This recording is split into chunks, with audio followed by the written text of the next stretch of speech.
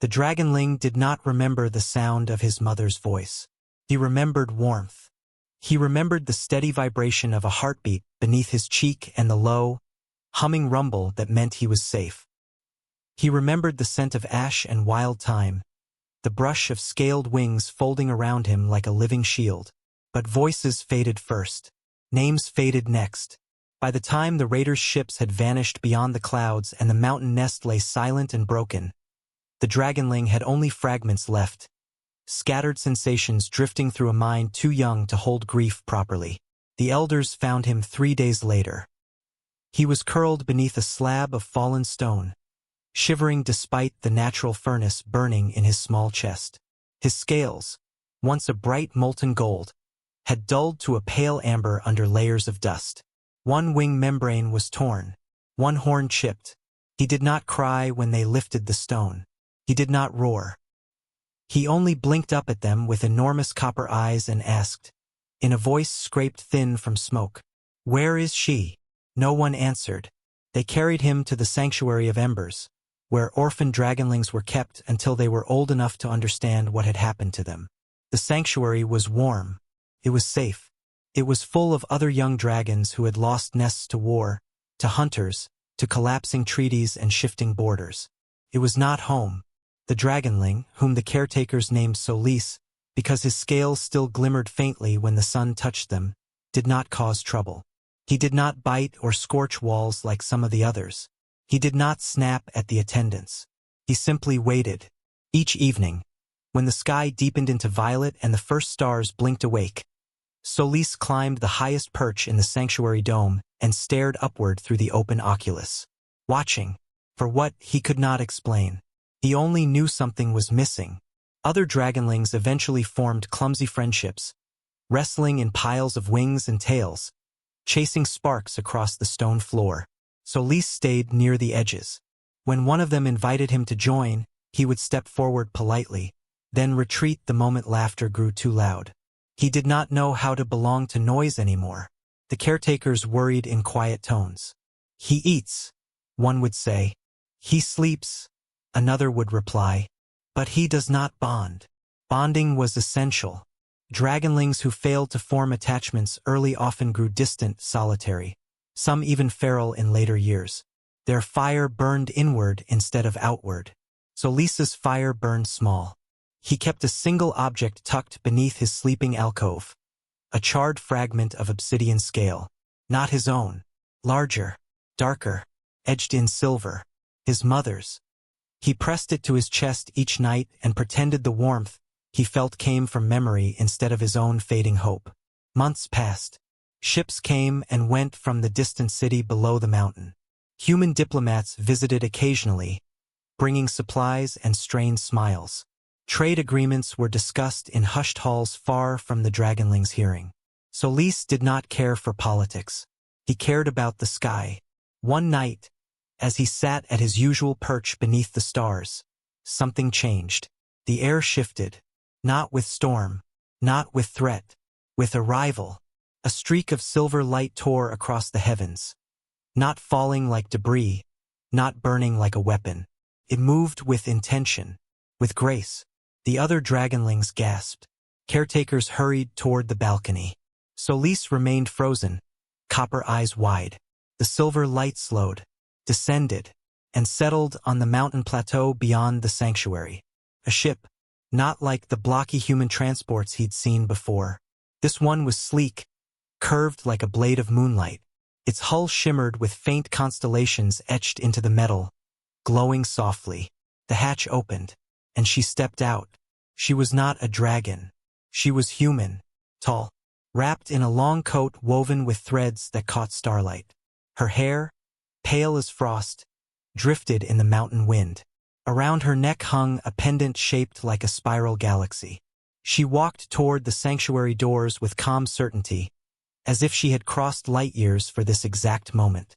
The elders met her at the threshold. Solis could not hear their words, but he felt something ripple through the air. Not fear, recognition. The woman knelt. Even from the high perch, Solis saw the movement clearly. She bowed her head to dragons. That alone was unusual. Humans negotiated. Humans demanded. Humans rarely knelt. Minutes stretched. The doors opened. She entered the sanctuary. Every dragonling watched. Some hissed softly. Others hid behind larger wings. Solis did neither. He stared. The woman's eyes swept the dome slowly, not assessing, not calculating. Searching. Her gaze paused briefly on one dragonling, then another, then found him. Even across the vast circular chamber, he felt it like warmth spreading through cold stone. She did not smile broadly. She did not rush toward him. She simply held his gaze. And in that steady look was something unfamiliar. Not pity, not fear, not obligation, longing. Solis's claws tightened around the obsidian fragment tucked beneath his chest. The woman took one step closer, then another. The caretakers said something, cautioning perhaps, but she lifted a gentle hand, not dismissing them, just asking for space. She stopped several yards away from Solis's perch. She did not call him down. She did not reach upward. She lowered herself slowly to sit cross-legged on the stone floor. Waiting. Solis blinked. The other dragonlings shifted restlessly. No human had ever sat on the floor before. They stood. They talked. They left. This one stayed. Minutes passed. The dome grew quiet. Finally, in a voice soft enough that it barely carried, she spoke. I crossed 3 star systems to find you. Solis's heart skipped. He did not know how she could mean him. He had never left the mountain. He had never mattered enough to be searched for. But her eyes had not moved. I lost someone too, she continued gently. A child who never had the chance to grow. The words did not fully make sense to him, but the tone did. It was the same tone the elders used when speaking of fallen nests. Grief recognized grief. I was told there was a dragonling here, she said, who still looks at the stars. Solis's throat tightened. No one had ever noticed that before. The woman placed something carefully on the stone between them. A small, glowing sphere. Inside it, tiny lights swirled, miniature stars trapped in glass. My home is far, she whispered. But love travels farther. Silence filled the dome. Solis's wings trembled faintly. The obsidian fragment felt suddenly heavy against his chest. The woman did not move closer. She did not ask him to descend. She simply waited beneath the open sky, starlight catching in her hair. For the first time since the nest had fallen, Solis felt something stir in his small, guarded heart. Not memory, not pain, something new. Hope. No one moved for a long time. The other dragonlings watched from their alcoves, whispering in low chirps and uneasy growls. The caretakers remained near the entrance, their great wings partially unfurled in quiet readiness. They did not trust easily, especially not after the raids. But the human woman did not reach for Solis. She did not coax him with promises or step closer than she had to. She simply sat beneath the open oculus, the little sphere of swirling starlight glowing softly between her hands. Solis stared at it. The lights inside shifted like living constellations, pulsing gently in patterns he did not recognize. He had spent months watching the real sky, memorizing the shapes of distant stars as if they might spell out answers. But this was different. This was the sky brought down to him. His claws flexed against the stone perch. The obsidian shard pressed against his chest. He did not mean to move, but he did. Slowly, carefully, Solis stepped down from the high ledge. The scrape of claw against stone echoed louder than it should have. Every dragonling turned to look at him. The woman did not react. She kept her gaze lowered slightly, not staring directly at him now, giving him space. He descended one level, then another. His torn wing membrane caught slightly on a rough edge of rock, and he hissed softly as he freed it. The woman's fingers tightened briefly around the glowing sphere, but she did not stand. He reached the floor at last. They were closer now. He could see the faint lines at the corners of her eyes. The tiredness she carried carefully behind calm composure. She smelled unfamiliar. Not smoke, not stone, but wind and something metallic like rain on steel. Solis stopped a few feet away. His tail curled around his back leg instinctively. The glowing sphere reflected in his copper eyes. "It's yours," she said gently. His ears flicked. He did not understand. She nudged the sphere forward slightly across the stone floor. It stopped halfway between them.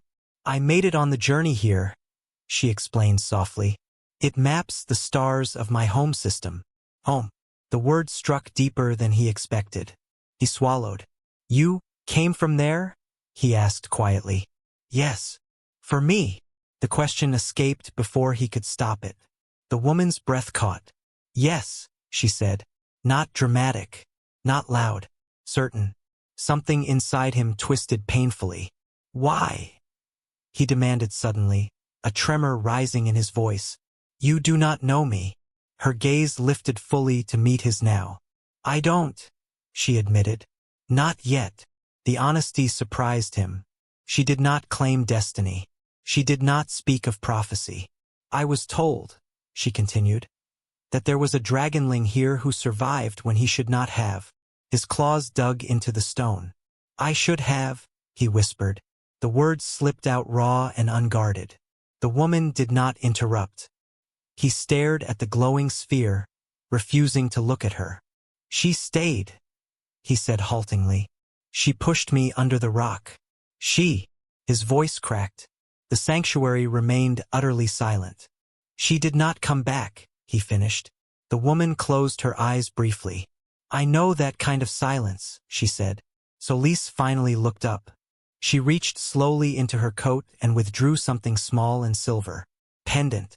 It was shaped like a tiny star, worn smooth at the edges. "My daughter wore this," she said quietly. "She was very small. Smaller than you." Solis blinked. "You lost her?" he asked. "Yes." "Raiders." No, the word was soft. "Illness." He did not fully understand the difference. Loss was loss. "She wanted to see the stars," the woman continued, her thumb brushing the pendant. "She used to ask me if we could visit them one day." Solis glanced at the glowing sphere again. "I could not save her," she said. The admission was heavy but not broken. "When I learned that dragons had begun working with humans, that some survived things no one else could, I began to wonder." "Wonder what?" he asked cautiously. "If love could survive too." The words hung between them. He did not know what to do with them. "I do not need a dragon soldier," she added gently. "Or a symbol. Or a treaty." Her eyes softened. "I want a child." The simplicity of it made his chest ache. Behind him, one of the smaller dragonlings shifted nervously. Solis was aware of every gaze on him. Every expectation. "I am not small," he said quietly. "I will grow. I know. I breathe fire. I know. My wings are damaged. We can mend them." He stared at her. "You are not afraid?" She smiled faintly. "I crossed 3 star systems alone." That wasn't an answer. But somehow it was. Solis looked down at the obsidian shard he had carried for months. He slowly pulled it from beneath his chest and held it in his claws. The woman did not flinch at the sharp edges. "She was strong," he whispered. "She would not want me alone." The woman's throat moved as she swallowed emotion. "No mother does." He stepped forward. One step, then another, until he stood just within reach of the glowing sphere. Its warmth brushed his scales gently. He extended one claw and touched the glass. The lights inside swirled faster, responding to his heat. A faint reflection shimmered across the dome ceiling, projecting tiny constellations overhead. Gasps echoed softly from the other dragonlings. The woman's eyes filled, but she did not cry. "Would you?" Solis hesitated. "Would you still want me if I cannot forget?" She did not answer immediately. Instead, she carefully reached out her hand, palm open, stopping inches from his snout. "You do not have to forget," she said. Her voice did not tremble. "You only have to let someone stand beside you when you remember." The offer was not a command, not a rescue, a choice. Solis stared at her hand. Then slowly, very slowly, he lowered his head and pressed his forehead into her palm. Her breath hitched. Her fingers curled gently against his warm scales. The sanctuary held its breath. And in that quiet moment, beneath a ceiling of borrowed stars, the orphaned dragonling let someone touch his grief. For the first time, it did not feel like betrayal. It felt like the beginning of something new. The first night he did not sleep alone, Solis dreamed. Not of fire, not of falling stone. He dreamed of stars moving. The human woman, her name, he had learned carefully, was Alara, remained at the sanctuary for many days after that first touch. The elders did not agree immediately. Dragons were not given away like relics or traded like agreements. Even orphaned dragonlings belonged to dragonkind. But Alara did not argue. She stayed. She rose with the dawn and watched the younger dragonlings attempt awkward glides across the dome. She listened when the caretakers described Solis's quiet habits. She did not flinch when sparks snapped accidentally too close to her sleeves. And each evening, she sat beneath the oculus, waiting. Solis began sitting beside her. At first, a careful distance apart. Then closer. The glowing starsphere became theirs. He would nudge it with his claw, and she would rotate it slowly, explaining how humans charted the sky. "That one," she said one night, pointing to a cluster of lights, "is where my home orbits." Solis squinted at it. "It looks small." "It is," she agreed. "Most homes are." He thought about that for a long time. On the fourth night, he asked, "Will I fit?" The question was simple, but it carried weight. Alara did not pretend to misunderstand. "My ship can be modified," she said. "My home can be reinforced. The world I live on has already changed more in 10 years than in the century before." She looked at him steadily. "I am not asking you to shrink." His wings twitched. That mattered. The elders finally summoned them both to the high chamber at the heart of the mountain. Solis had only been there once before, when he first arrived. The air inside hummed with old heat and older memory. Massive dragon forms coiled along the carved stone terraces, their eyes like molten coins in shadow. Alara knelt without being instructed. Solis stood beside her, not hiding behind her coat, not retreating. The eldest among them, scales deep crimson and marked with scars of ancient wars, lowered his head slightly. "You seek to take one of ours," he rumbled. Alara's voice did not waver. "I seek to become his family." Murmurs rippled through the chamber. Solis swallowed. The elder's gaze shifted to him. "Do you choose this?" The question struck harder than he expected. Choice. No one had asked him that the day the nest fell. No one had asked him when they carried him to the sanctuary. But now, they did. Solis looked at Alara. She did not look back. She kept her gaze lowered, refusing to influence him. His claws tightened around the obsidian shard he still carried. He thought of the broken mountain, the empty sky, the long nights waiting for something that would not return. Then he thought of the way Alara sat beneath the stars, the way she listened, the way she did not ask him to forget. "I choose," he said softly. The chamber quieted completely. The elder studied him for a long moment. "Then understand this," the elder said. "You will walk between worlds." Solis lifted his chin. "I already do." A low rumble, approval perhaps, echoed from the surrounding dragons. The elder turned to Alara. "You will not cage him." "I will not." "You will not use him." "I will not." "You will not fear him." Alara finally raised her eyes. "I will love him," she said simply. The silence that followed was heavy, but not hostile. Finally, the elder nodded once. "Then let the stars witness." The next days were a blur of preparation. Alara's silver ship, named the Astral Lark, was adjusted to accommodate Solis's growing size. Reinforced flooring, heat-resistant panels, a widened observation deck where he could watch the sky without obstruction. The other dragonlings watched him constantly, some with envy, some with confusion.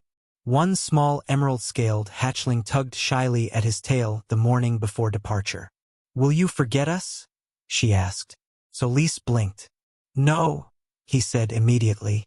He hesitated. "I will send stories," he added, glancing toward Alara. She smiled. "We can transmit recordings," she confirmed. "And visits will not be forbidden." The emerald hatchling seemed reassured.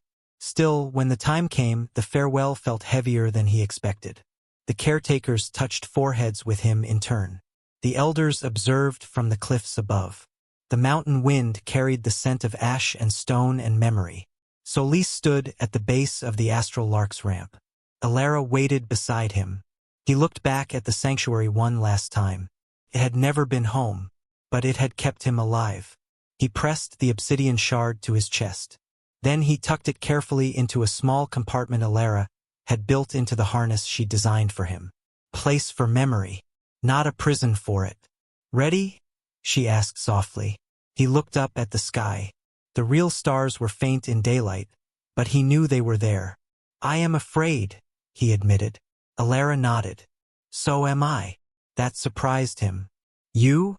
he asked. "Yes," she said. "Love is always a risk." He considered that. Then he stepped forward onto the ramp. The metal felt strange beneath his claws, but solid. The hatch sealed behind them with a gentle hiss. Inside, the ship glowed with soft ambient light. The observation deck curved overhead like a transparent dome. As the engines powered up, Solis's heart began to race. The mountain shrank beneath them. The sanctuary dome became a small circle carved into stone. Clouds swallowed the peaks. Then, the sky opened. Blue deepened to indigo, indigo to velvet black. Stars burst into view in endless fields of light. Solis gasped. Not the small star sphere, not distant pinpricks from a mountain perch, but oceans of fire stretching forever.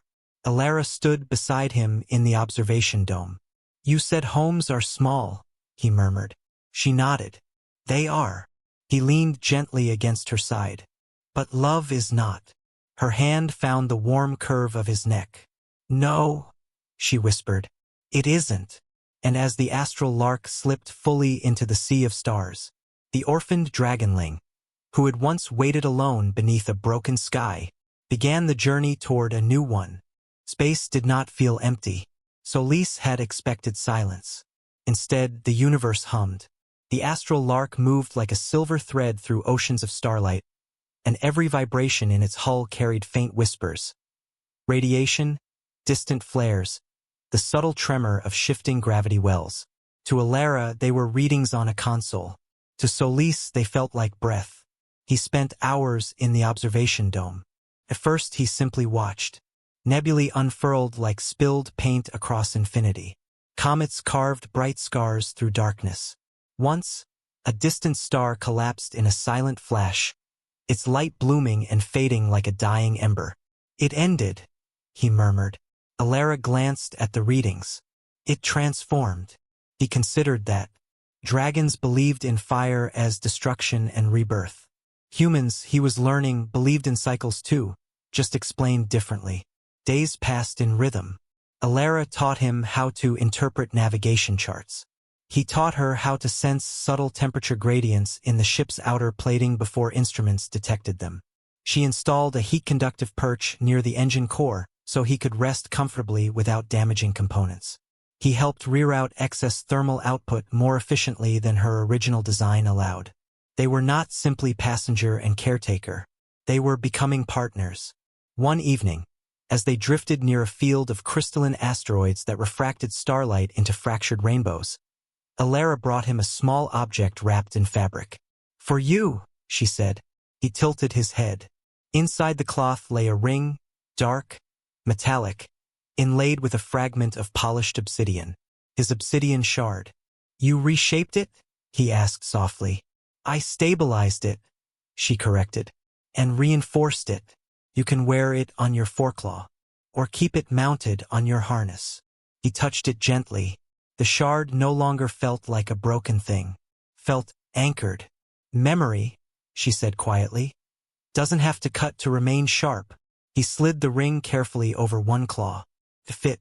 For the first time, the mountain did not feel like an open wound.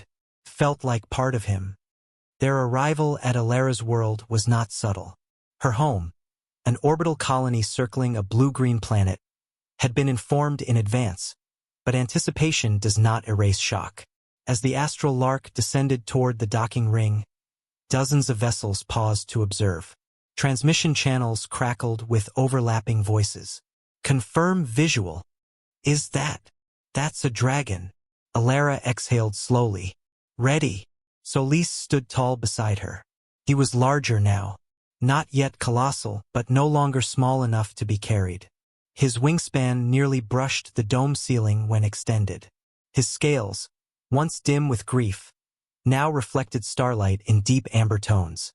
I chose, he reminded her. The docking clamps engaged. The hatch opened. Cool, filtered air flowed inside. Beyond the threshold stood a delegation, scientists, council members, security personnel, and civilians, children. They stared, some in awe, some in fear. Solis felt it immediately. Fear had a scent. Tension. He resisted the instinct to flare his wings. Alara stepped forward first. This is Solis, she said clearly. He is under my guardianship. Under. Not owned. Not controlled. Solis stepped beside her. He lowered his head, not submissively, but in greeting. I am Solis, he said, his voice carrying a low resonance that vibrated faintly through the docking bay floor. I come in peace. Silence stretched. Then, a small hand slipped free from the crowd. A human child, perhaps 6 years old, walked forward before anyone could stop her. She held something behind her back. Security tensed. Alara started to speak, but Solis sensed no threat. The child stopped a few paces away and slowly revealed what she carried. A drawing. Crayon lines. Bright colors. A dragon beneath stars. I made this, she said shyly. For you. The room held its breath. Solis knelt carefully, lowering himself to her height. For me? He asked. She nodded. You looked lonely on the news. The words struck gently but deeply. He studied the drawing. The dragon was enormous, smiling, surrounded by tiny humans waving. He swallowed. I was, he admitted. The child beamed and held the paper out. He accepted it with careful claws. Thank you, he said. Something shifted in the room. Not completely, but enough. Integration was not immediate. Some opposed his presence openly. Dragons were powerful, unpredictable, ancient. Others saw opportunity, research, alliance, prestige. Solis ignored most of it. He focused on learning. He attended educational sessions on human history. He studied their architecture. He learned why their cities curved inward instead of outward space efficiency. Why they used transparent materials for ceilings, psychological comfort. In return, he demonstrated controlled flame shaping in a sealed chamber, showing how dragonfire could be tuned not just for destruction but for precision heat application. He did not perform. He collaborated. Weeks turned into months. The first time he flew outside the colony, within the safety of a monitored atmospheric dome, crowds gathered to watch.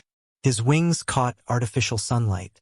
He rose, not like he had from the mountain in fear, but with intention. He circled once, twice, then hovered before the observation platform where Alara stood. She did not wave wildly. She simply placed her hand over her heart. He understood the gesture now. He mirrored it, pressing claw to chest. Below, applause erupted. Not forced, not polite, earned. That night, beneath a simulated sky that mirrored the constellations of both his birth world and hers, Solis lay beside Alara in the observation dome. You walk between worlds, she murmured, echoing the elder's words. He watched twin starfields blend overhead. I do. Does it hurt? He considered. There were still moments. Unexpected scents, certain shades of stone, the echo of distant thunder, that tightened something inside him. But there were also new memories now. New warmth. It stretches, he said finally. Alara smiled faintly. Growth usually does. He glanced at her. You risked much. So did you.